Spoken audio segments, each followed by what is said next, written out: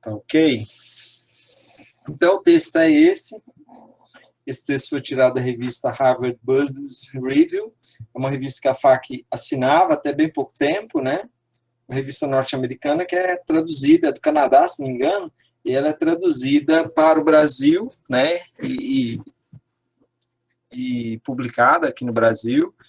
Se vocês forem à biblioteca da FAC, vocês vão encontrar vários exemplares dela. E um dia, eu sempre gosto de olhar a revista científica, porque tem sempre aquela possibilidade de você encontrar alguma novidade, até porque revistas são pesquisas recentes, né, e tudo mais.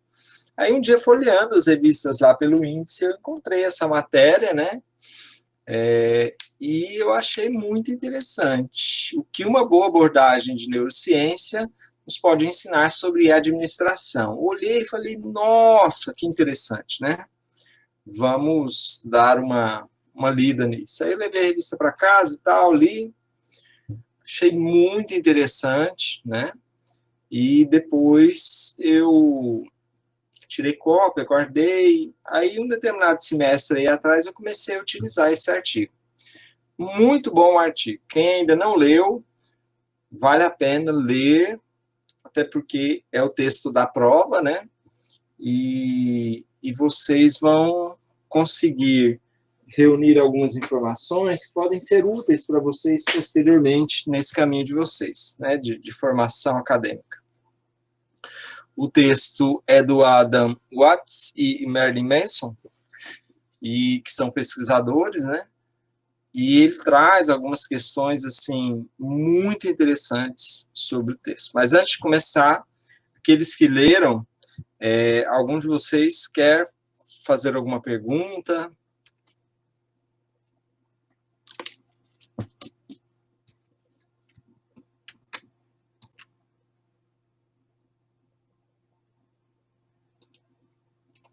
O silêncio de vocês ele é bem eloquente, assim. Então vamos em frente. Estão me ouvindo? Sim. Nosso silêncio é um silêncio gritante. Gritante. Ensurdecedor. Vamos lá. Professor, literalmente. Pode falar. a Suzana tem uma pergunta. Fala, Suzana. Ela está falando no chat. No chat. Eu tenho calma. Professor, estou em silêncio porque estou concentrado na aula. Ó, o Éder falou. Jesus Cristo. Vai chover, gente. Pai amado, que coisa boa.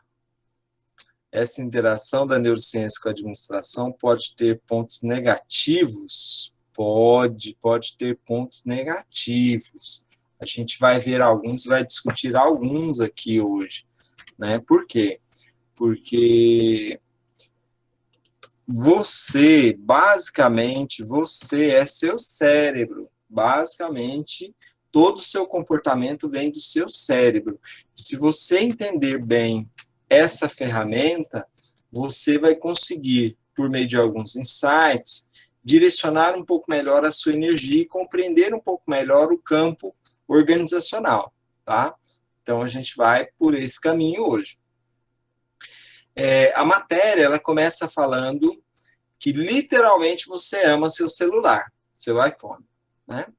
E isso porque a matéria traz uma pesquisa de 2011 que mostrou que essa região que eles chamam de córtex insular no cérebro, ou seja, duas regiões internas, porém laterais, elas são extremamente estimuladas quando você está no começo de um relacionamento ou quando você ganha um celular ou compra um celular novo, tá? Só que isso não é real do ponto de vista de que... E aí, Alisson?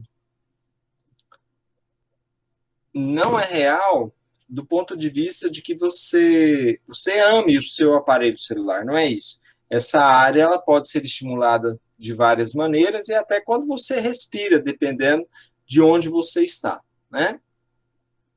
Então, o ponto inicial do artigo, ele quer chamar a atenção justamente para as formas de estimulação do seu cérebro. Se você souber estimular seu cérebro, você vai conquistar espaços, patamares e principalmente uma qualidade de vida profissional que dificilmente você teria apenas pela intuição. Embora a intuição ela tenda a salvar a nossa vida de vez em quando, entendeu? Vamos adiante, então. Precisamos, primeiro, separar a realidade da ficção e resistir às narrativas superficiais, além de criar uma visão sofisticada da ciência do cérebro. Então, o primeiro ponto é esse. Você ter uma visão mais científica em relação a como o seu cérebro ele funciona. Nesse sentido, Marília falando salva mesmo, né? Verdade. Nesse sentido, o que a gente precisa pensar? Primeira coisa, diferenciar realidade de ficção. Ou seja, você tem que parar com a ideia, entrou numa empresa nova, tá? Pare, acabe com a ideia de que todo mundo te ama lá dentro, de que você pode confiar em todo mundo. Para com isso, por favor. Né? Não é porque um grupo ali da empresa sai, bebe, que todo mundo te ama dentro da empresa.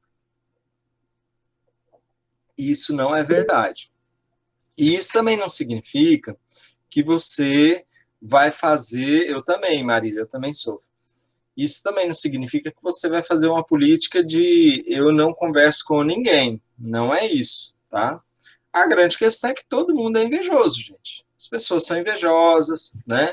As pessoas querem passar a perna, as pessoas querem falar mal para você do chefe, para o chefe ou para o líder.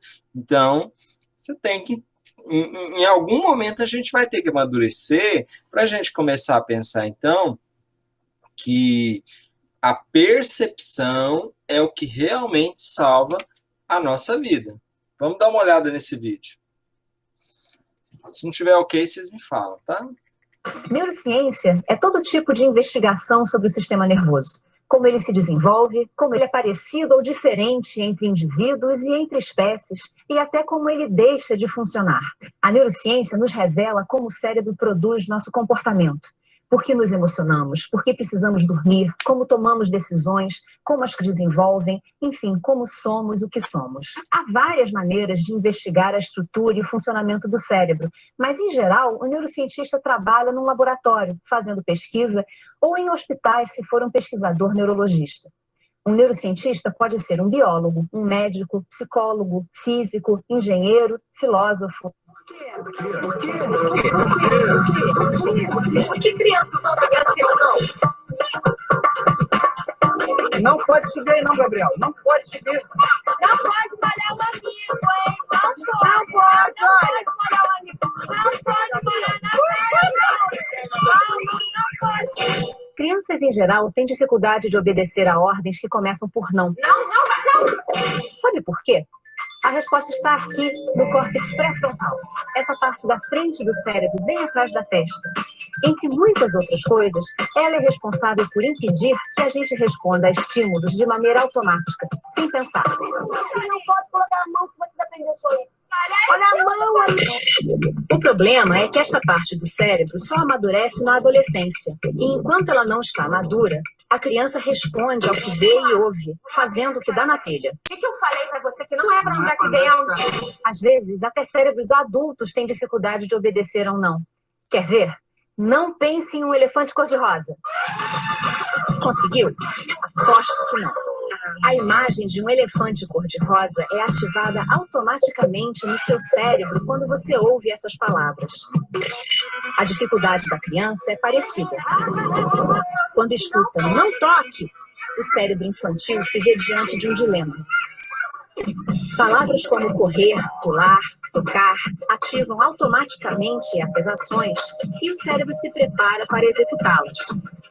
Porém, se a ordem vem com um não na frente, o córtex pré-frontal entende que a ação deve ser bloqueada. Mas como isto aqui ainda não está maduro, o cérebro infantil tem dificuldade para bloquear a ação.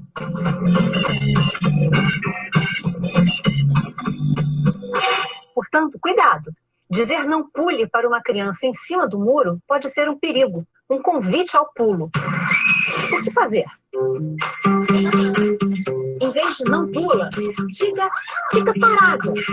O cérebro da criança não vai ter nenhum dilema para resolver e terá uma chance bem maior de obedecer e não pular. Você, que é adulto, pode controlar seu ímpeto de dizer não. A dica da neurociência, portanto, é simples. Dê ordens positivas e ajude o cérebro da criança a obedecer. Muito bem. Rodou bem o vídeo? Rodou sim. Beleza. Vamos aos comentários. Nossa, professor, eu sofro com isso, beleza. Isso aqui é daquela questão anterior. Principalmente se forem mais velhos em casa, aí que a porca torce o rabo, é verdade. Confio, desconfiando, tá, tudo bem.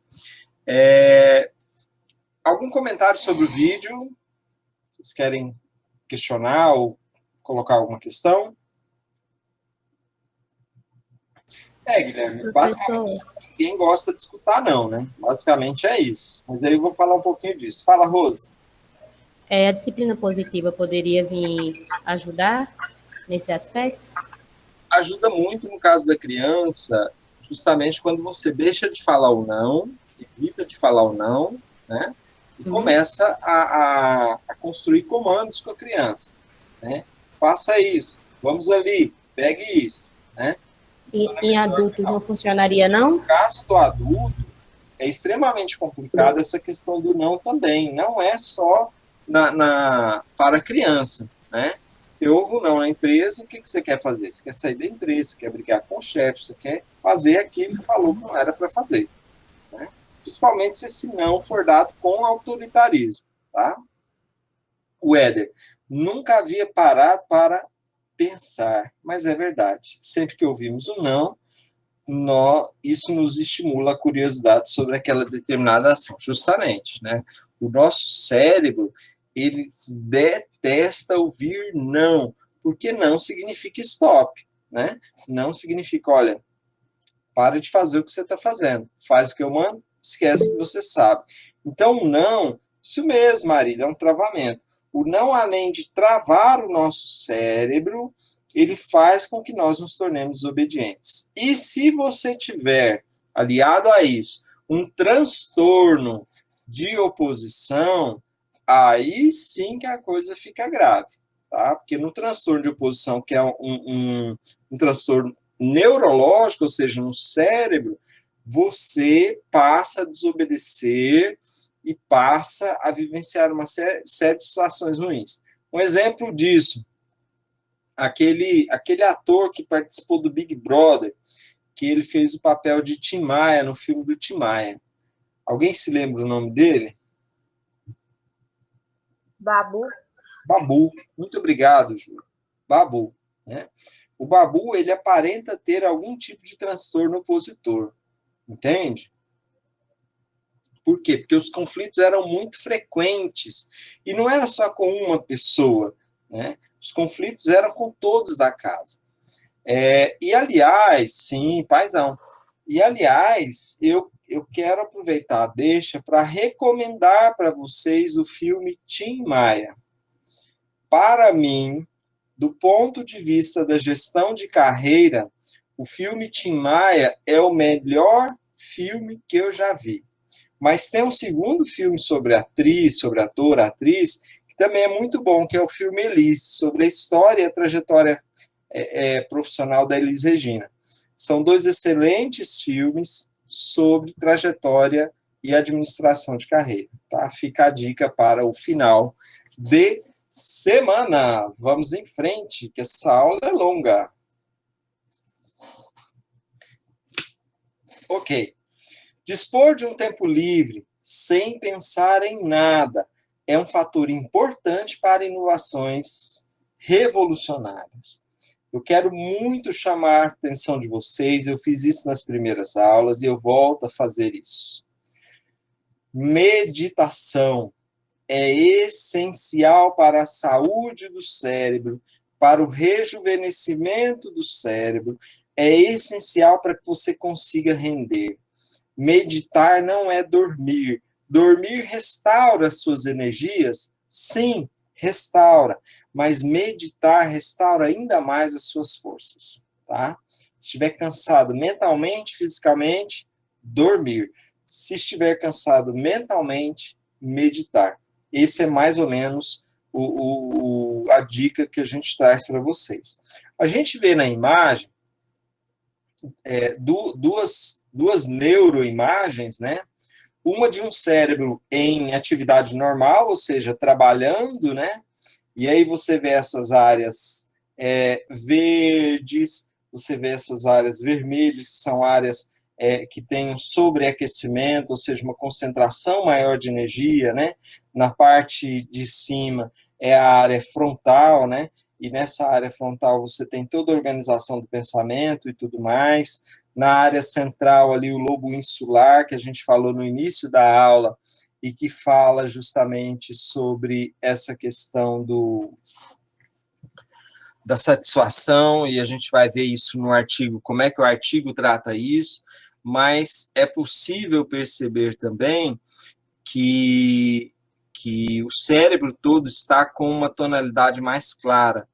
E agora o cérebro do lado direito de uma pessoa que está em meditação, ele é um cérebro que não tem essas colorações mais vivas, né, as cores primas, cores mais vivas, que é o vermelho, o amarelo e o verde. Ele é um cérebro mais azulado. Por quê? Porque ele está em stand-by, ou seja, ele não está desligado, e essa é uma informação que o artigo traz. O seu cérebro não desliga nunca, nem enquanto você dorme. Tanto é que você sonha, e o sonho é um pensamento produzido pelo seu cérebro para resolver alguma situação do seu inconsciente. Perguntas até aqui?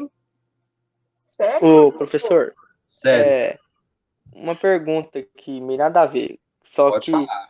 Não Por que existe eles falam. pergunta que não tenha nada a ver. Não, é mais uma curiosidade minha. Por que Eu eles sei. falam que não pode acordar um sonâmbulo? Uai, cara, porque ele pode ficar em estado de choque, né? Ele pode não distinguir o que é real do que não é real, e ele pode achar que o que ele estava sonhando é real. Se for um pesadelo, ele está morto. Ah, Não sei se sabe, vocês viram o eu caso já daquela aconteceu menina uma vez comigo. mesmo. Teve um caso de uma menina, cara, que ela caiu de um prédio. Isso não tem muito tempo, não. Acho que foi no final do ano passado. Só que deu tanta sorte que ela caiu em cima de um... Foi igual ao filme, assim. Ela caiu em cima de um toldo de garagem. O toldo amorteceu muito a queda dela, entendeu? E ela estava sonâmbula. Ô, professor, Oi? é verdade quando dizem que a gente sonha porque pensa muito em alguma coisa? Então, Júlio, tem um filme muito legal que eu recomendo para vocês. Sim, Alisson, nesse caso sim, né? Mas ninguém viu que ela estava sonâmbula, né? Chama A Origem. É um filme com o Leonardo DiCaprio. Esse filme, Júlia, ele é bem interessante porque ele trabalha a questão dos sonhos. E o que eu acho mais fantástico nos sonhos é o seguinte. Vixe Maria, Suzana, daqui a pouco eu comento seu comentário, né? Olha só, Júlia, você produz o seu sonho, produz o cenário do seu sonho, e você é o personagem principal do seu sonho. Todas as pessoas do seu sonho são você, de alguma maneira. Entendeu? Nesse sentido, o que é legal?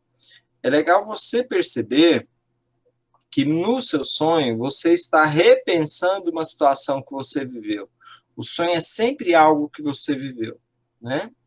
E nesse sentido, você supera situações cotidianas justamente porque no sonho você revisita essas situações e você desbloqueia áreas do seu cérebro em relação a essas situações, principalmente se forem traumas. Então, duas questões interessantes sobre o sonho. Primeiro, você não consegue acender uma luz no sonho. Você pode ligar e desligar o interruptor interruptor que você não consegue acender uma luz. Segundo, se você sonhar descendo escadas ou morro ou alguma coisa dessa natureza, isso significa que você está visitando áreas profundas do seu cérebro. Então, essas duas questões são muito importantes. Professor, Pode falar. o senhor disse que o sonho é tipo alguma coisa que a gente viveu, né? Sim, quase sempre. E quando a gente cai de riba de um trem assim, não... rapaz, você chega a acordar assustado. Então, sonhar caindo, Alisson, significa o seguinte: você está num sono leve e vai de uma vez para o sono profundo, ou seja, seu cérebro dá uma desligada de uma vez e liga de novo. Então, por isso que você sonha que está caindo. Tá. É tão rápido que antes do sonho aparecer para você, o seu cérebro já desligou e ligou. Depois ele produz a queda como uma explicação para você, entendeu? O cérebro é doido, bicho. Vamos aos comentários. Suzana. Espero que não, essa semana sonhei participar de 2 assassinatos e me tornado fugitiva. Você sonha que está fugindo, alguma coisa assim, isso significa que você está vivendo alguma situação de opressão, que você quer esfolar alguém, né? Alguma coisa assim. Rose, professor, e se no ato de meditação não conseguirmos nos desligar totalmente? Depois de 1 ano você consegue, Rose. Tem que trabalhar isso 1 ano, desenvolver a meditação 1 ano, musiquinha de fundo, aquela coisa toda. Em menos de 1 ano... Então, a questão aí é a prática, então. É a prática. No começo você vai dormir, você não vai ficar consciente, e aí com o tempo você consegue.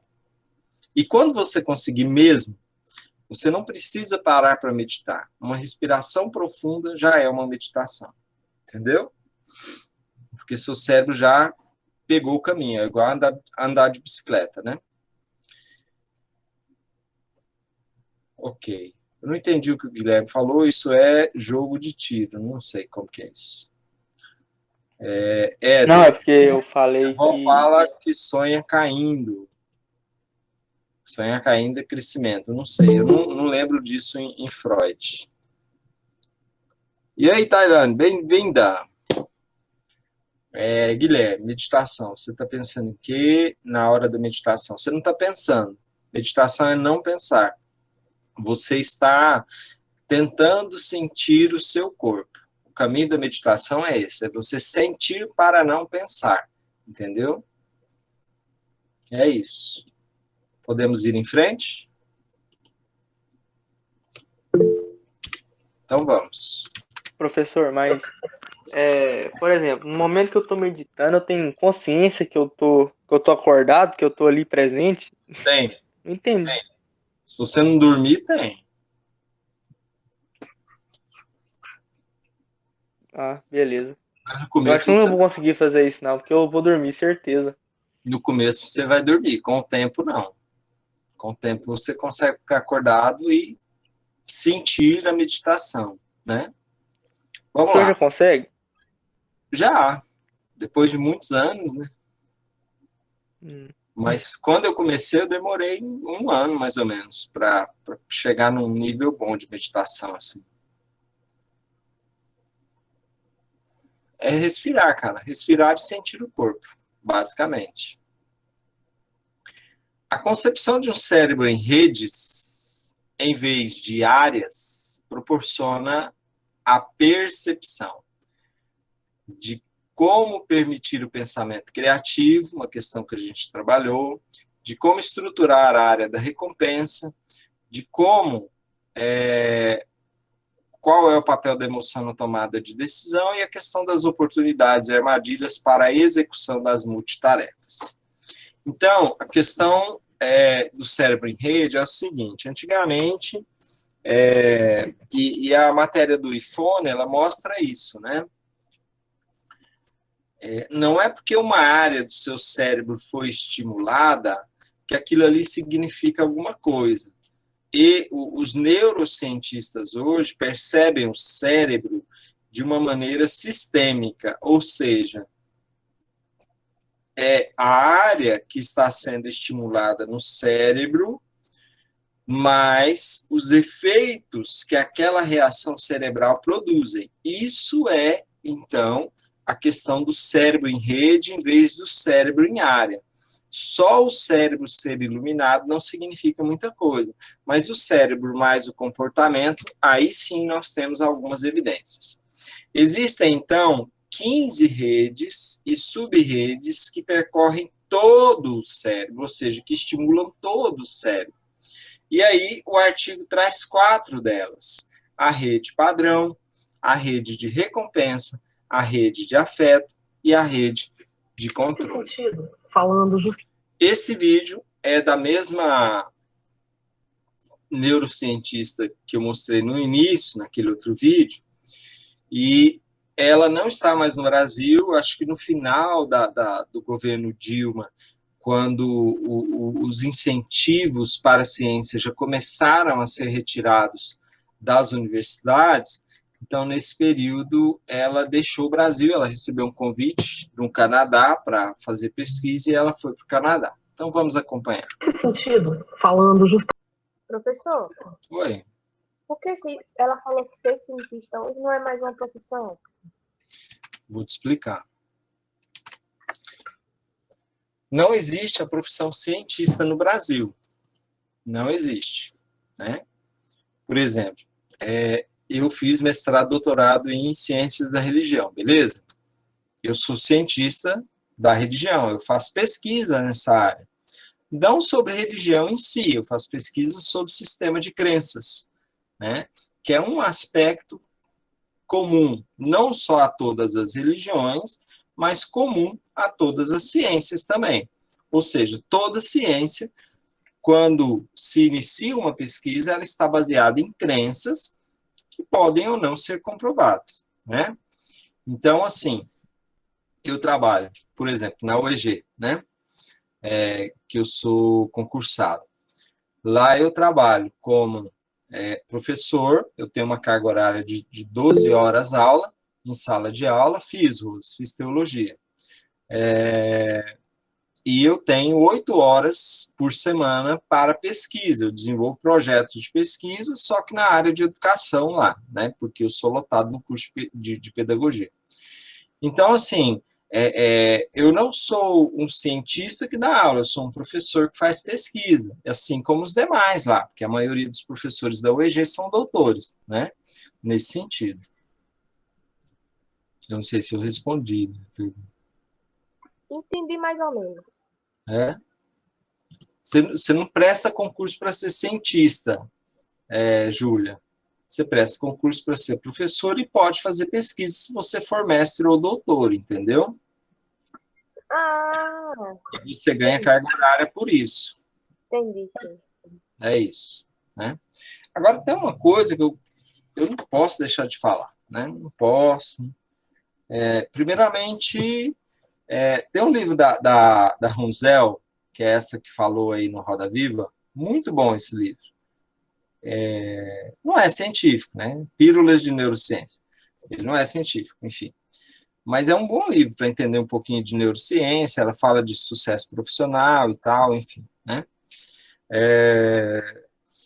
Mas essa questão do professor ganhar mal, eu sempre gosto de falar isso, e até eu já comentei com vocês que eu escrevi esse livro, 50 Motivos para Ser Professor, justamente por conta dessa questão.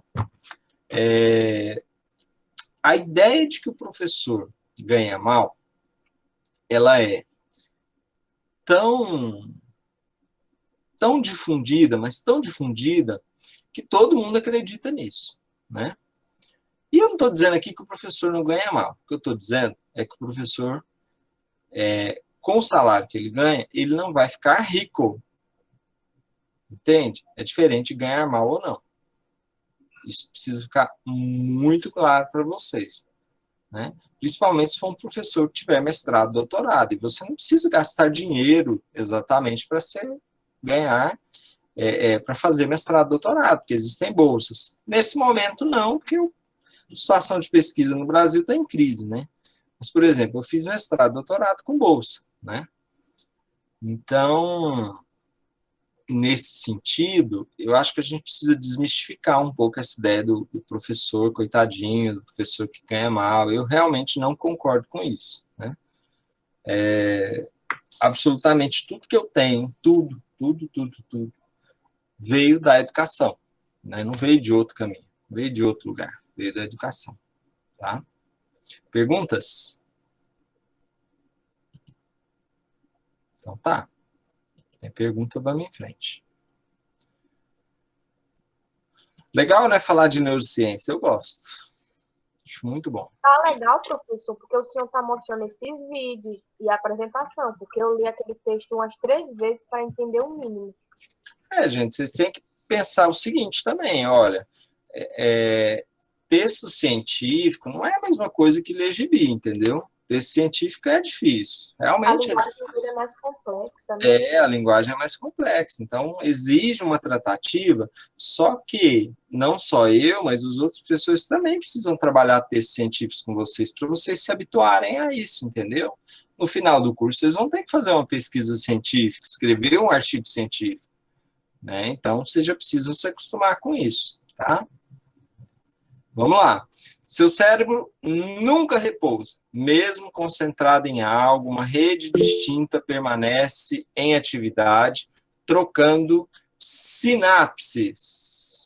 É a chamada rede padrão. Professor, o que é sinapse? Sinapse é a troca de carga elétrica entre um neurônio e outro. Então, aqui nós temos o neurônio A, e aqui nós temos o neurônio B, e esses neurônios se comunicam, e essa comunicação entre eles, comunicação química e elétrica, viu, pessoal? É o que nós chamamos, é o que a neurociência chama de sinapse. Vocês entenderam esse conceito?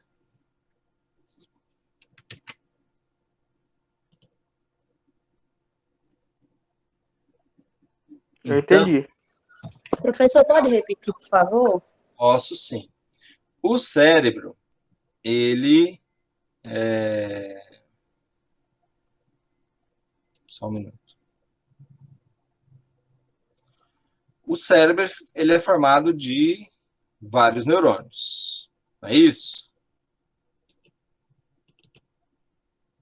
E esses neurônios, eles têm extremidades, e as extremidades de um neurônio está conectada a outro. Não exatamente conectadas, estão próximos. E esses cérebros, esses neurônios, essas células cerebrais, elas se comunicam. Elas trocam informação química e elétrica. E essa troca de informação chama-se sinapse. Então, qual a importância disso? A importância disso é o fato de que uma célula do cérebro está trocando informação com outra o tempo todo mesmo quando você está dormindo. Isso é chamado de estado de atenção, tá? O que é o estado de atenção, então? É o que o artigo chama de rede padrão, tá? Rede padrão. Ou seja, seu cérebro, mesmo quando você está dormindo, ele está sempre atento ao que está acontecendo. Mesmo que você não tenha a percepção dos sons, o seu cérebro está tendo a percepção dos sons. Entendeu? Ô, professor. Aí, pode falar. Eles falam assim que uma pessoa tiver, por exemplo, virada de costa, por exemplo, e o senhor está virado de costa e eu estou te olhando, seu cérebro percebe que tem alguém te olhando. Então, no artigo, mais no final a gente vai mostrar isso, mas no artigo ele fala aquela questão das cartas, é a questão do sexto sentido, ou do pressentimento, como vai falar esse slide, né? O que o artigo fala? Quando você tiver que tomar uma decisão que envolve perder ou ganhar dinheiro, siga a sua intuição, ou pelo menos preste atenção na sua intuição, que é sentir se a coisa vai dar certo ou se não vai. É isso que o artigo fala. Então, pressentimentos e emoções não devem ser ignoradas na tomada de decisão, pois ajudam no processamento rápido dessas informações no seu cérebro, né? Então, só para exemplificar, do lado esquerdo, nós temos o cérebro de um analfabeto. O que é um analfabeto? É alguém que não sabe ler e é alguém também que não lê. Então, se você não é analfabeto, mas não lê, bem-vindo, seu cérebro é desse jeito, seu cérebro é pouco estimulado, tem pouca energia e pouca criatividade, portanto, tá? Agora, se você é uma pessoa alfabetizada e lê, aí sim, você tem um cérebro que funciona em rede, ou seja, um cérebro muito estimulado. Essa é a questão, tá? A segunda rede que o artigo fala é a rede do afeto. O cérebro avisa, produzindo emoções, quando você está passando por algum perigo ou situação tensa, ou seja, é o estado de atenção. Você vê uma aranha, é o exemplo que o artigo traz, você vê uma aranha, primeiro você sente o medo dela, e depois que você sentiu o medo, o cérebro conecta todas as partes do seu corpo, principalmente as pernas, se for uma barata voando, mais ainda, para que você dê no pé o mais rápido possível dali, entendeu? Ou então pegue uma vassoura, ou pegue uma chinela, ou pegue uma pedra e mata aquele ser ameaçador que está diante de você. Ô, professor, Pode falar. tá, o senhor falou do exemplo da aranha, né? Tá, a pessoa corre para fazer alguma coisa. Quando a pessoa está numa situação de perigo, que a pessoa simplesmente trava. Pois é, tem muito isso também. O travamento, ele sempre vai envolver um perigo a mais, né? Então, quando você tem que correr, vocês viram esses dias muitos vídeos dos terremotos, do terremoto lá do México, né? E no terremoto do México fica muito clara essa questão do pessoal que, por uma questão de sobrevivência, sai dos prédios e vai para o meio da rua. Né? Por quê? Porque no meio da rua, o máximo que pode acontecer é o asfalto rachar e você entrar no asfalto. Mas isso raramente acontece. Né? Então, quando você trava, é justamente porque o cérebro trava as sinapses. Ele para. Né? Então, quando você vê um fantasma, não sei quem aí já viu fantasma, tem gente que sai correndo, tem gente que fica com a perna bamba e não sai do lugar. No sonho, quando você vê um fantasma no sonho, isso também acontece. Né? Uma vez eu entrei no quarto da minha cunhada para pegar um livro e estava tudo escuro e minha cunhada lá, ela queria me assustar. Aí, a hora que eu entrei, ela fez bum. A hora que ela fez bum, ela levou um murro na cara tão grande que ela nunca mais vai brincar disso com os outros. Só que eu não dei o murro porque era minha cunhada. Embora, cunhado, você faça isso mesmo. Eu dei o murro justamente porque eu assustei e a minha reação foi justamente dar o murro. Fica a dica, não me assustem. Ai, horrível. A intuição é uma resposta lógica e neurológica ativada fisicamente. Então, a intuição significa que todo o seu corpo está sentindo a situação ou sentindo o ambiente. Tá? Então, ouçam a sua intuição. Aqui nós temos, então, 4 neuroimagens. A neuroimagem de um cérebro ouvindo palavras, ou seja, um cérebro bem estimulado, principalmente na ínsula, que é a região central. Um cérebro, quando você vê palavras, e eu quero que vocês pensem isso a partir das aulas também, aquela aula que é só o professor falando, e você não pergunta nada, então só a região de trás do seu cérebro que está sendo estimulado, e você vai reter muito pouco disso, em torno de 20% só daquilo que você está ouvindo, é o que você vai reter, tá? E aí, quando você está falando, então você vai usar uma região mais central, que é justamente chamada de região da fala, e quando você reflete sobre aquilo que está sendo falado, é a região frontal do seu cérebro que está sendo estimulada. Eu vou compartilhar com vocês hoje uma coisa muito legal que eu vi aqui nesta belezinha. É um livro do professor John Hattie, da Escola de Medicina de Harvard, chama O Cérebro, um guia para o usuário. Acredito que isso vai te ajudar a ser mais efetivo na realização dos seus sonhos, tá? Uma descoberta bem recente aqui da neurociência. E basicamente diz o seguinte, o nosso cérebro, ele não faz distinção entre o que é realidade e o que é imaginação. Olha que sacada legal. Eu não vou descrever a experiência aqui, que é uma coisa meio longa, mas basicamente o que isso quer dizer é que, à medida em que eu mentalizo aquilo que eu quero realizar, que eu penso no meu sonho, não como um sonho, mas como um objetivo, as coisas começam a se materializar. Porque o cérebro, ele simplesmente não faz distinção entre o que é real e o que é imaginação. Então, a dica, né, a grande sacada dessa descoberta, né, da neurociência, isso é ciência mesmo, é descoberta recente da neurociência, então, é uma sacada muito legal, parar de pensar no sonho, como meramente um sonho. Se é uma coisa que você quer mesmo realizar, para de pensar isso como algo que permeia só a tua imaginação e passa a tratar isso como um objetivo. O que é preciso fazer para isso acontecer? Passa a pensar, por exemplo, em quanto isso vai custar, que recursos você tem que mobilizar, começa a te imaginar inserido dentro do contexto em que aquilo se transformou em realidade, começa a tratar isso como uma tarefa, e não só como um sonho, como algo inatingível, que está ali só na tua imaginação. Porque o teu cérebro já não faz essa distinção.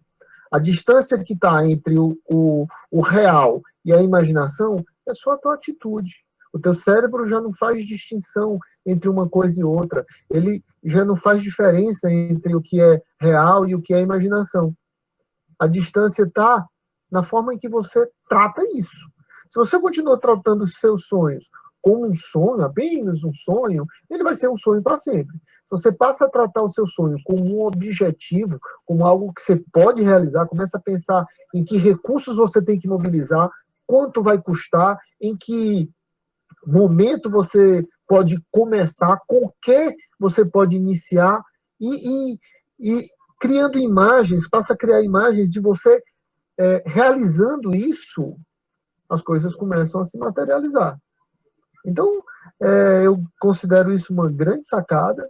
Intuitivamente, conheço muita gente que já fazia isso, mas a neurociência já alcançou a prova, né, concreta de que isto ocorre através de um experimento aqui com 2 rapazes, que eu não vou descrever a experiência porque é meio longa, mas se você quiser saber mais detalhes, eu também recomendo este livro aqui, chama O Cérebro, Manual para o Usuário, professor John Hattie.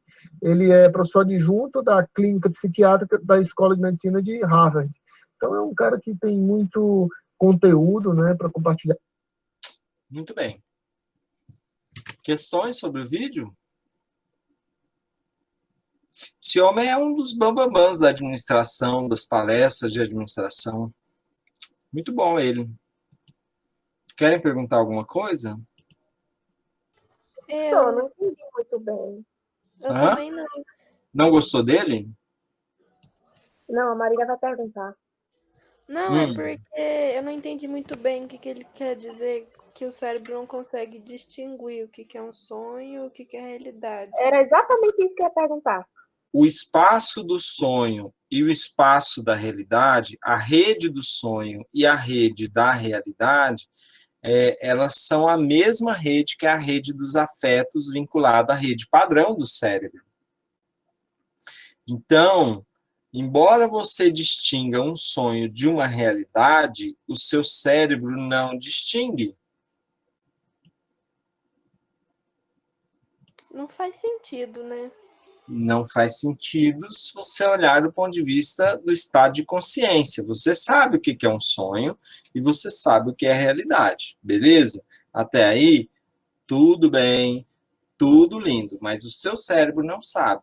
E o fato do seu cérebro não saber, ele se justifica justamente quando você coloca uma meta na sua vida, e aí você pode tropeçar, pode cair, pode acontecer o que você quiser, que você vai continuar firme naquilo. Por que que você continua firme? Por que que você é motivado? Por que que você não cansa até você atingir o seu objetivo? Justamente por isso. Porque o seu cérebro já está vivendo aquela realidade que você sonhou como uma realidade concreta. Ela ainda não é concreta para você, do ponto de vista físico, mas ela já é concreta do ponto de vista mental. Só sabemos porque somos ensinados sobre então. Justamente. É aquela velha questão da filosofia do século XVIII. Pensar e ser são a mesma coisa? São. Por que que são? Porque se eu acho que eu sou feio, eu vou me comportar como alguém feio. Se eu acho que eu sou rico, eu vou me comportar como alguém rico, mesmo que eu não seja. De modo que seu cérebro vai estar sempre enganado sobre alguma coisa. Então, não tem problema nesse sentido, né? Perguntas?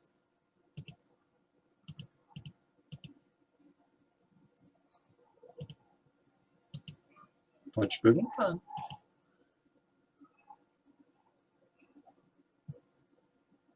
Tudo bem, não quer perguntar, não pergunta.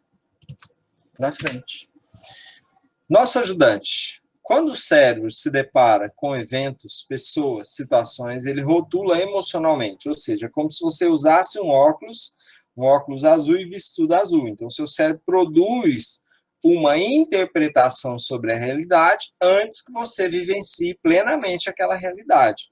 O cérebro produz emoções e substâncias para nos ajudar fisicamente a lidar com o meio. Então, vamos lá.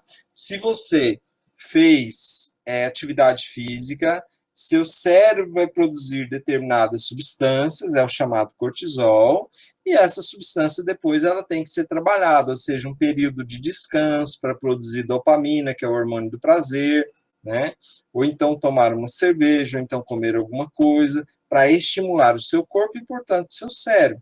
Se você passou uma raiva, você produz a mesma substância que quando você faz exercício físico. Olha que interessante, né? Só que a raiva, ela, além de demorar mais a passar, ela pode produzir uma série de outras substâncias, aumentar sua pressão, aumentar sua diabetes e assim por diante. Cortisol, pele ruborizada, arrepio, o cérebro nos avisa quando algo não está bem.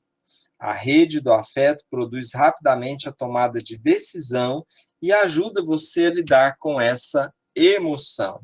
Então, o seu cérebro ele fica o tempo todo, semelhante a essa imagem, produzindo carga elétrica, ou seja, estimulando toda a estrutura cerebral e trocando informações entre o cérebro e o próprio corpo, tá?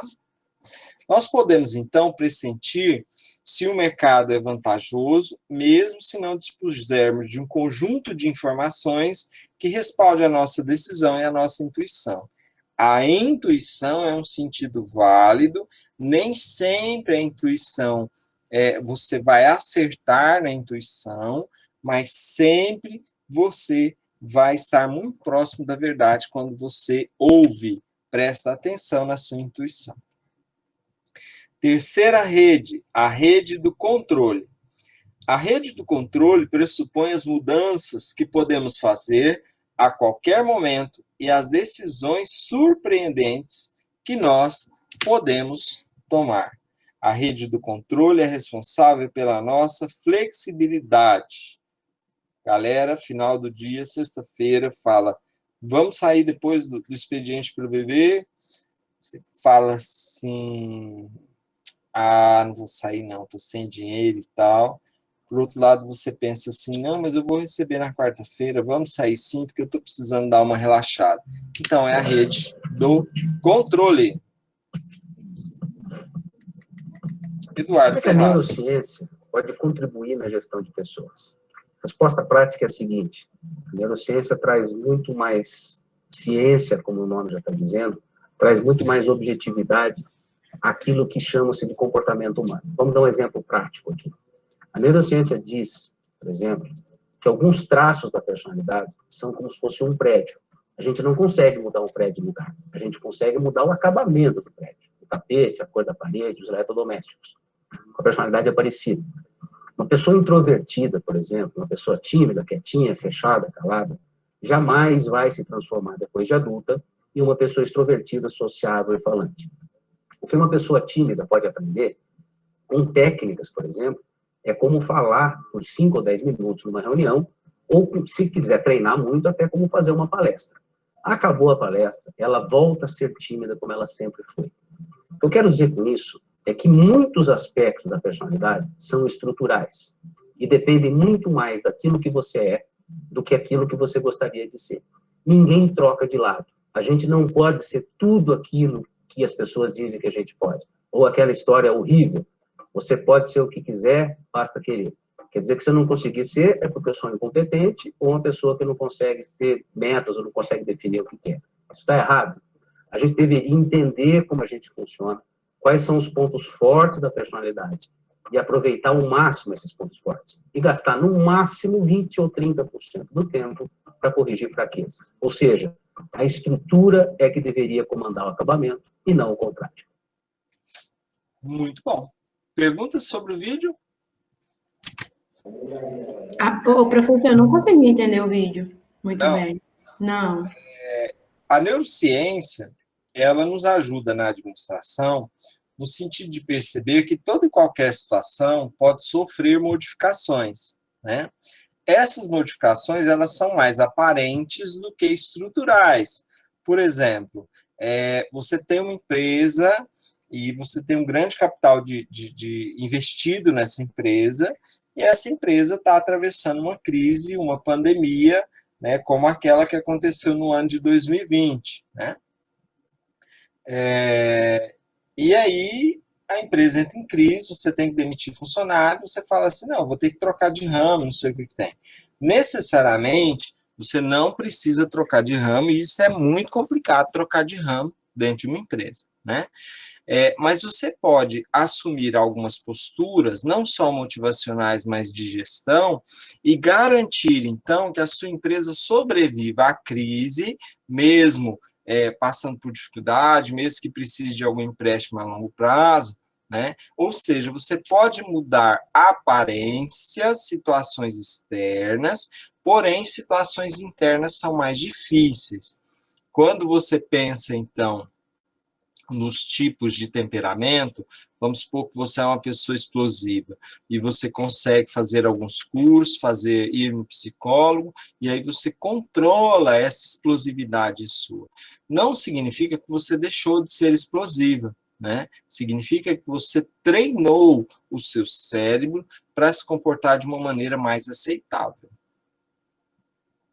O Badu, quando chegou no final do Big Brother, ele estava zen, né, no final do Big Brother. Ok? Você não é um robô. Vários de vocês, tentando acessar livros ou sites, tiveram que clicar nisso. Realmente nós não somos um robô. E nem somos um animalzinho que você treina. O seu cérebro tem muitas possibilidades. Existe até aquele mito de que nós usamos apenas 10% do nosso cérebro. Isso não é verdade. Nós usamos 100% do nosso cérebro, mas esse 100% que nós usamos pode não ser em carga máxima. Essa é que é a questão. Tá?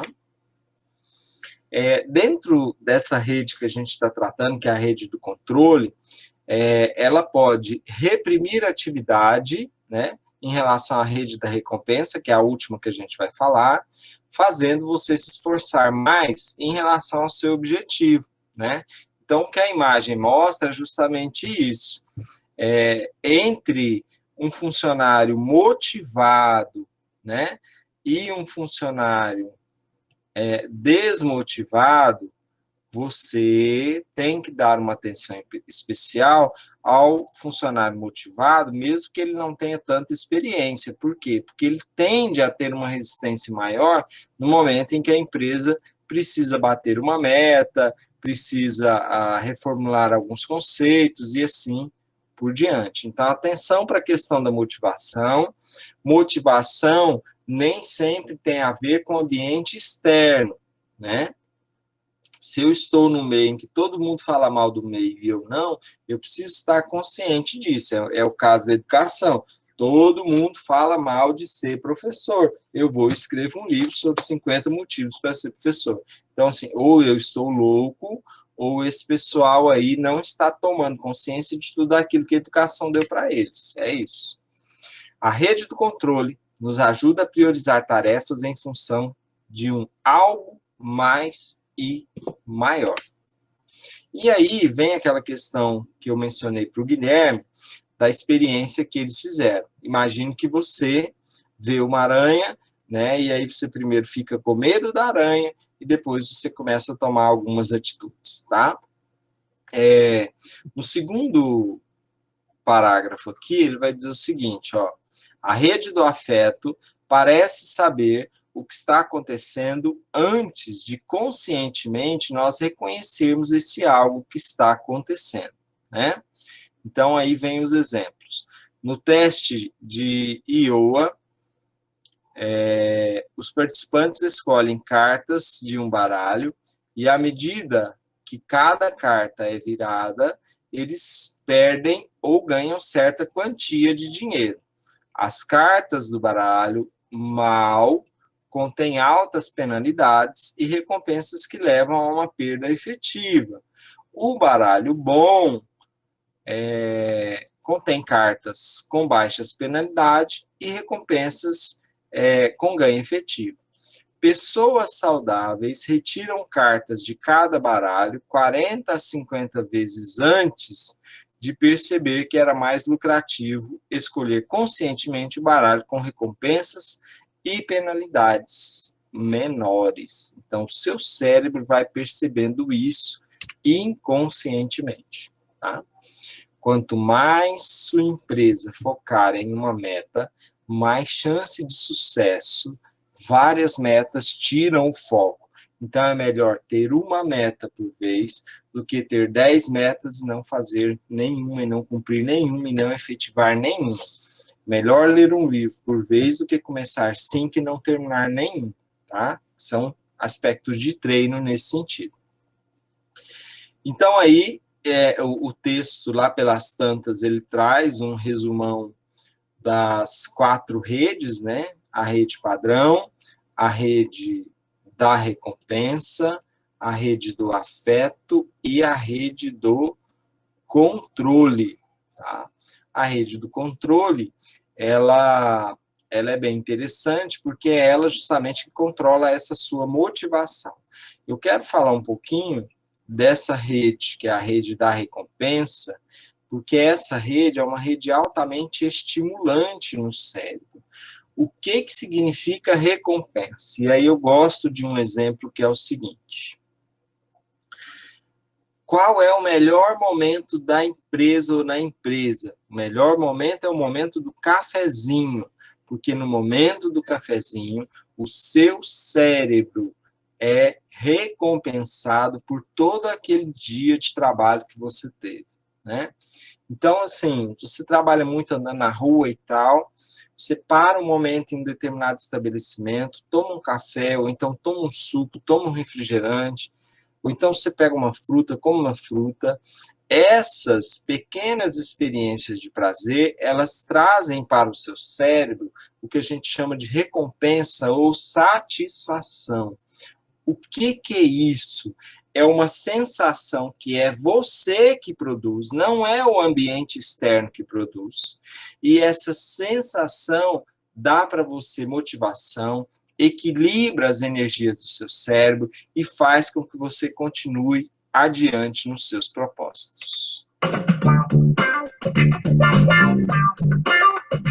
Olá, pessoal. Aqui é o Christian Barbosa, da Tríade PS. E nesse vídeo eu queria compartilhar com vocês 5 dicas para o seu cérebro se turbinar. Eu escrevi sobre isso no meu livro Equilíbrio e Resultados. A gente tem um estudo sobre neurociência interessante sobre isso. Eu vi uma palestra de um neurocientista que fala exatamente 5 pontos que eu coloquei no livro. Então, acho que é legal de resumir isso aqui para você, a gente dar uma turbinada na máquina mais importante do nosso corpo, né? Porque o cérebro, se você for ver, é 2% do nosso corpo, mas ele consome 75% quase da energia toda do corpo. Então, a gente tem que realmente manter o nosso cérebro literalmente com uma boa gasolina para o nosso pensamento, para nossas decisões, para o nosso tempo fluir melhor. Então, a primeira dica que eu vou te dar é o seguinte: você precisa dormir.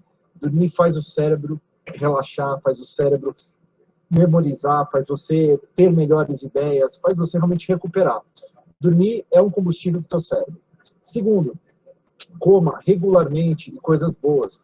Né? Quando você come, por exemplo, cereais, quando você come vegetais, quando você come nozes, por exemplo, são alimentos que são amêndoas, são alimentos muito positivos para o teu cérebro. Estimulam as neurotransmissões, hormônios adequados, então ele faz com que realmente o teu cérebro funcione de forma melhor. E regularmente, né? Ou seja, nem comer na hora do almoço e comer na janta só. Come de 3 em 3 horas, que nem os nutricionistas e nutrólogos recomendam aí, que é muito útil e faz bem para o cérebro também, porque mantém os seus níveis de glicose, que você precisa tomar decisão. Terceiro ponto, faça as coisas mais difíceis quando você se alimentar bem. Então, por exemplo, se você tomou um bom café da manhã, o que você faz? Pega a coisa mais difícil do dia e faz esse café da manhã, após o café da manhã, porque você está com glicose suficiente para tomar melhores decisões e aquela tarefa não enrolar. Se for depois do almoço, faz logo depois do almoço a tarefa mais complexa, porque isso te ajuda a você usar a melhor capacidade do seu cérebro que está alimentado com glicose para fazer a tarefa mais complicada do dia. Outra dica, adie decisões, se for o caso, se você estiver cansado, se for final do dia. Por quê? Porque às vezes às 6 da tarde você não aguenta mais pensar, já está cansado mentalmente. Esse cansaço mentalmente faz você tomar decisões erradas. Então o que você faz? Adia a decisão para o próximo dia. Não vai matar e você vai ter uma decisão muito melhor. E a última dica, planeje de forma antecipada. Principalmente assim, eu gosto de recomendar 3 dias para frente. É super útil planejar 3 dias para frente. Né? E aí, depois que você planejar 3 dias para frente, no dia anterior, pensa nas atividades do próximo dia. Tipo, coisas básicas do dia a dia. Tipo, amanhã eu vou me vestir de tal forma, amanhã eu tenho aquela reunião, vou fazer tal caminho. Essas coisas que você pensa antecipadamente ajudam a ter menos decisões no dia seguinte, consumir menos glicose da sua base de glicose no seu corpo e faz o dia fluir melhor, você focando a tua energia naquilo que você precisa de verdade. 5 dicas muito simples para o seu cérebro funcionar melhor, para a sua produtividade aumentar e para você tomar melhores decisões, que está tudo ligado com o nosso principal hardware, que é a nossa cabeça. Se gostou dessa dica, curte aqui o meu canal, compartilha com os amigos. Mas é chato, hein? Vai. Perguntas. Professor, Olá. ele falou aí no vídeo que é adiar decisões, né? Quando você estiver no final do dia e tudo mais. E quando você não pode adiar as decisões? E mesmo assim teve um dia cansativo, exaustante, se alimentou bem, mas se desgastou no decorrer do dia, e aí? Nesse caso é inevitável, né? É inevitável. Não tem o que fazer. E aí, se der merda, depois vê as consequências e isso. Você quer ver como é que funciona o cérebro? Você vai no mercado fazer compra, beleza? Depois que sai do serviço, beleza? Come alguma coisa antes. Antes de ir para o mercado, no caso. E quando você tiver filhos, se for para o mercado com seus filhos, passa na lanchonete primeiro e come com eles. Você vai gastar 30% menos no mercado. Faz sentido. Faz sentido. Quanto mais fome você tiver, quando for no mercado, mais coisa desnecessária você vai comprar. E não é coisa só de comida, não. É em todos os aspectos. Por quê? Porque o seu cérebro, naquele momento, está precisando de uma recompensa. Seu cérebro gastou energia, ele precisa de uma recompensa. Essa recompensa pode vir na forma de comida, ou pode vir na forma de um jogo de xícara, de um jogo de prato, de um eletrodoméstico novo, ou qualquer outra coisa. Entendi. Bacana. Cuida do cérebro. Cuida do cérebro. Que o cérebro é 50% do seu sucesso, se não for mais. Pode falar. O nosso cérebro, ele dá sinais pra gente quando ele está exausto? Dá sim. Aí a gente que percebe isso. E quando ele não está aguentando mais, entende? Por exemplo, eu gosto de ler mais de um livro de uma vez. Não de uma vez. Eu tenho 2 ou 3 livros que eu estou lendo, né? Então, nesse sentido, eu sempre leio um livro mais técnico e um livro água com açúcar, qualquer coisa. Aperta o botão do foda-se, qualquer coisa. Cavaleiro Preso na Armadura, esses livros mais autoajuda, assim, que não acrescenta nada, mas é gostoso de ler. Então, por quê? Porque aí eu começo a ler um livro, aí eu canso, né? Aí eu vou, pego o outro, dou uma lida no outro, no outro dia eu revezo e tal. Ou seja, você precisa aprender a economizar a energia do seu cérebro para os momentos que você precisa gastá-la de verdade. Entendeu? Éder, o cérebro de todo mundo anda detonado, não é só o seu, não. Todo mundo está no pico, assim.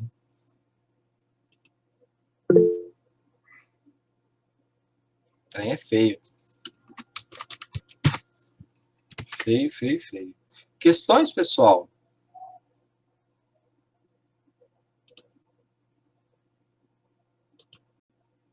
Eu acho que é isso, né?